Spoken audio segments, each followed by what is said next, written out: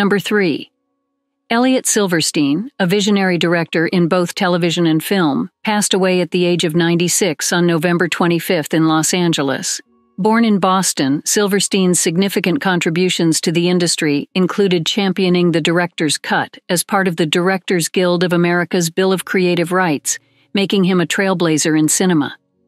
Silverstein's career took off in the mid-1950s with the TV series Omnibus. After a brief stint on Broadway directing Maybe Tuesday in 1958, he found his true passion in episodic television, directing episodes for iconic series such as Route 66, Naked City, Dr. Kildare, The Twilight Zone, and The Defenders. His feature film debut was the critically acclaimed Cat Ballou, which won Lee Marvin an Oscar for Best Actor.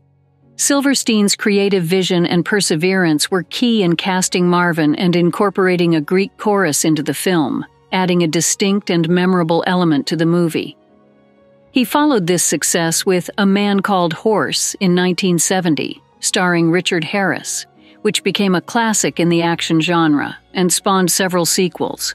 His other notable works include The Happening and the cult horror film The Car. Later in his career, he contributed to television series like Picket Fences and Tales from the Crypt, and also imparted his vast knowledge as a teacher at USC. Silverstein's advocacy for the director's cut revolutionized the industry by ensuring directors' creative control over the final presentation of their films. He is survived by his brother Jason, and leaves behind a legacy as a pioneering figure in cinema and television, remembered for his innovative direction and staunch support for directors' creative rights. Number 2. Les Maguire, a key figure in the classic lineup of the famous Mersey beat band Gerry and the Pacemakers, has passed away. Maguire's significant contributions to music, particularly during the 1960s, have left an indelible mark in the history of rock and roll.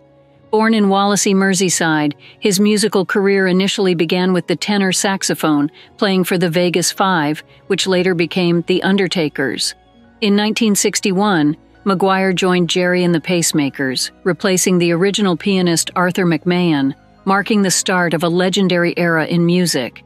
Under his influence, Gerry and the Pacemakers quickly rose to fame, managed by Brian Epstein and signed to EMI Records. The band achieved unprecedented success with their first 3 singles topping the British charts. Their hits like How Do You Do It, You'll Never Walk Alone, and Ferry Cross the Mersey not only captivated UK audiences, but also earned international acclaim. Following the band's dissolution, Maguire explored various avenues, including leading the Mississippi blues band Hog Owl and reuniting with the Pacemakers for special performances. His life also included diverse experiences, such as co-owning a garage and serving in the Navy, including duty in the Falklands in 1982. In 2016, Maguire made a serendipitous discovery of a rare Beatles recording, highlighting his deep connections within the Liverpool music scene. As the last surviving member of Gerry and the Pacemakers' classic lineup, Maguire's passing marks the end of an era. His legacy, however, continues to resonate with fans across the globe, immortalizing his contribution to the world of music. Number 1. Brian Godding, a revered musician in the jazz and rock fusion genres, passed away on November 26th at the age of 78. Known primarily as a member of the Blossom Toes, Godding's innovative guitar playing made a lasting impact on the music scene. Born into a musical environment, his journey began with Blossom Toes, alongside Jim Cregan. Under the management of Giorgio Gomelski, the band released 2 cult albums, We Are Ever So Clean and If Only for a Moment. Godding's career took a significant turn following a performance with Julie Driscoll in 1969, leading to his involvement with the ensemble Centipede and contributions to their album Septober Energy. He furthered his musical exploration with B.B. Blunder, a derivative of Blossom Toes, and their album Workers' Playtime. His journey continued with Mike Westbrook's Solid Gold Cadillac and the avant-garde rock band Magma. In 1984, Godding joined the Eric Burdon Band, collaborating with Zoot Money. His solo career, marked by albums like Slaughter on Shaftesbury Avenue, showcased his exceptional talent. His later works, including Kababala Twang and The Color of Sound, were more experimental. Godding's blend of jazz and rock, coupled with a flair for improvisation and innovation, cements him as a cherished icon in music history.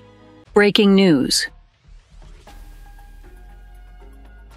In a candid and poignant interview with Rolling Stone UK, legendary rocker Ozzy Osbourne, the former frontman of Black Sabbath, opened up about his ongoing health struggles and his outlook on life.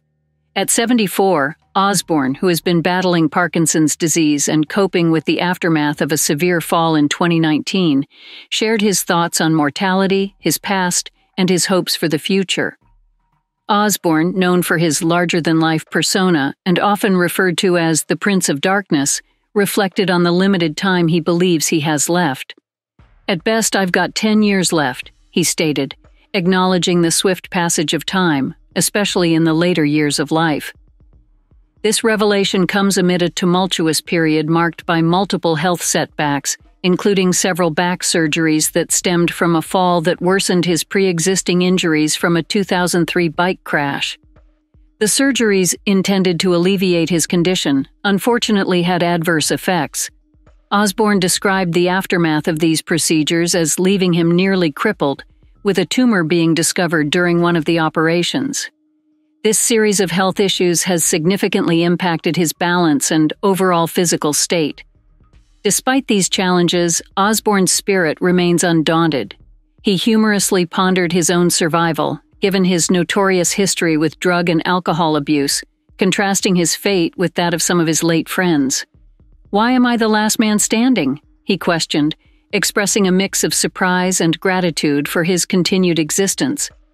Sharon Osbourne, his wife, echoed these sentiments, speaking to the hardship and pain her husband has endured over the past few years. She highlighted the drastic change in their lives, with Ozzy being home for an extended period, a stark contrast to his usual touring schedule. Amidst these trials, Osbourne harbors a fervent hope to perform one last time.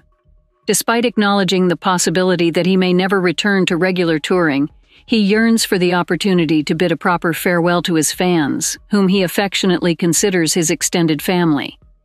He expressed a deep gratitude towards them, acknowledging their unwavering support over the years.